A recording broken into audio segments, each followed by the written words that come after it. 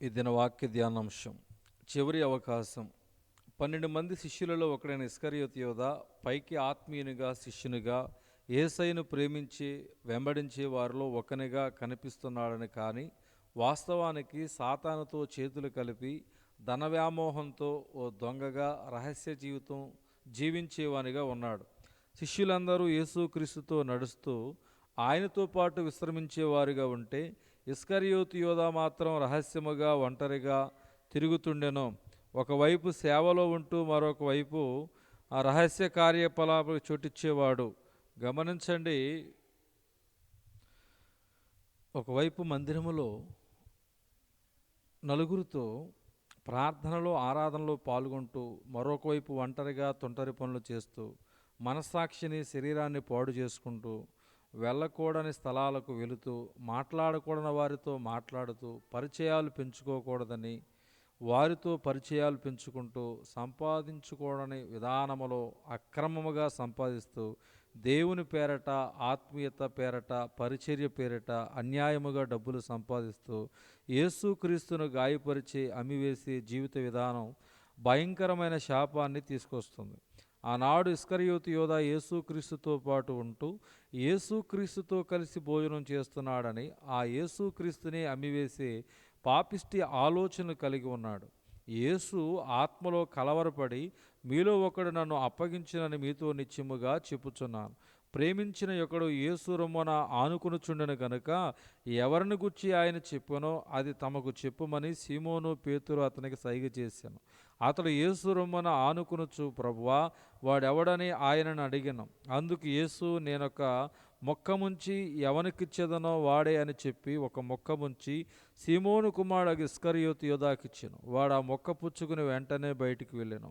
యోహాను సువార్త 13వ అధ్యాయం 21-30 వచనాలు. యేసుక్రీస్తు మొక్క ముంచి ఇస్కరియోతు యోధాకి ఇచ్చినప్పుడు, నేనే యేసయ్యను అప్పగించబోతున్నాను అనే విషయం ఆయనకు తెలుసు అని యోధా గ్రహించి ఉంటాడు. అన్నీ తెలిసిన యేసయ్యను ఏ విధముగా మోసమో అన్యాయము చేయగలను? ఇది చివరి గడియ, ఇది అర్ధరాత్రి, ఈ గడియ ముగిస్తే నాకిక అవకాశం ఉండదు అని బుద్ధి తెచ్చుకుని జీవితాన్ని సరిచేసుకుంటే బాగుండేది. సహోదరుడా, సహోదరి, యోధా తప్ప తెలుసుకుని సరిచేసుకుంటాడని దేవుడు వానికి చివరి వరకు అవకాశం ఇచ్చిన, కానీ ఆ విధముగా తనకి ఇవ్వబడిన చివరి అవకాశమును కూడా కాదనుకొని ఆయనను విడిచిపెట్టి వెళ్ళిపోయాను. గమనించు, నీ పాపిష్టి అలవాటులను విడిచిపెట్టి నీ బ్రతుకును దిద్దుకుంటావని, నీ రహస్య జీవితాన్ని విడిచిపెడతావని ఇప్పటి వరకు దేవుడు నీకు అనేక అవకాశములు ఇచ్చి ఉంటాడు. రహస్యముగా నీవు ఏర్పరచుకుంటున్న పాపిష్టి పరిచయాల వలన, రహస్యముగా నీవు చేస్తున్న తప్పుడు ఉద్యోగం వలన, తప్పుడు వ్యాపారం వలన నీవు నష్టాన్ని కష్టాన్ని కొని తెచ్చుకొని అది నీకు శాపంగా మారబోతుందని, అటువంటి స్థితిలో నుంచి నువ్వు బయటకు రావాలని ఆశించి దేవుడు ఎంతో కాలముగా ఎదురు చూస్తూ, ఒకవేళ ఈరోజు నీకు చివరి అవకాశం ఇస్తున్నాడేమో, దేవుడు నీకు ఇస్తున్న ఈ చివరి అవకాశమును సద్వినియోగం చేసుకుని నీ జీవితాన్ని సరిదిద్దుకుంటే ఎంత బాగుంటుందో ఒకసారి ఆలోచించు. ఆనాడు ఇస్కరియోతు యోధాకి ఇవ్వబడిన చివరి అవకాశమును సద్వినియోగము చేసుకునకుండా యేసును అప్పగించడానికి తెగించి చివరికి నశించి నరకానికి చేరుకున్నాడు. ఇస్కరియోతు యోధ యేసుక్రీస్తు ఇచ్చిన మొక్క పుచ్చుకుని బయటికి వెళ్ళిన సమయము రాత్రి వేళ. అది యోధా జీవితంలో కాలరాత్రి, చీకటి అలుముకొన రాత్రి. సహోదరుడా, సహోదరి, జాగ్రత్త.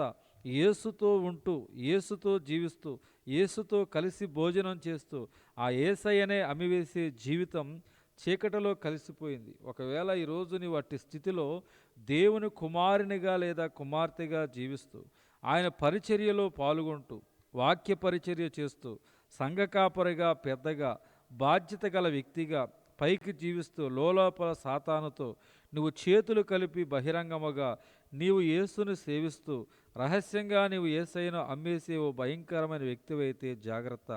ఈ అంశము ద్వారా దేవుడు నీతో మాట్లాడుతున్నాడేమో గ్రహించి నీ జీవితాన్ని నేడే సరిదిద్దుకునమని మనవి చేస్తున్నాను.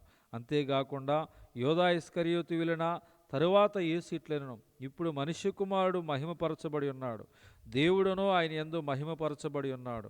యోహాను సువార్త 13 అధ్యాయం 31 వచనం. దేవుని వాక్యం సెలవిస్తుంది, వాడు వెళ్ళిన తర్వాత దేవుడు మహిమపరచబడ్డాడు. నాశనపుత్రుడు వేరైన వెంటనే దేవుడు మహిమపరచబడ్డాడు. ప్రియ సహోదరి సహోదరుడ గమనించు, సైతానుకు లోబడిన వాడికి అమ్ముడుపోయిన వారు నీతో ఉన్నంత కాలము నీవు దేవుని సంతోషపరచడం మహిమపరచడం సాధ్యం కాదు. దుష్ట సాంగత్యము మంచి నడవడికను పాడు చేస్తుంది. కావున అటువంటి పాపిష్టి పనులు చేసే వారి నుంచి మనము వేరు కావాలి. దుష్టుల ఆలోచన చొప్పున నడవక, పాపుల మార్గమున నిలవక, అపహాసకులు కూర్చున్న చోటున కూర్చుండక, యెహోవా ధర్మశాస్త్రమునందు ఆనందించువాడు, దేవారాత్రము దాన్ని ధ్యానించువాడు ధన్యుడు. మనం ప్రత్యేకంగా జీవించాలని, పాపము నుండి పాపము చేసే వారి నుండి మనము వేరుగా జీవించాలని దేవుడు ఆశిస్తూ ఉన్నాడు. ఆ విధముగా జీవించినప్పుడే మనము ఘనపరచబడతాం, దేవుడు మహిమపరచబడతాడు. దేవుడి దిన వాక్య ధ్యానం దేవుడు దీవించునుగాక. ఆమేన్.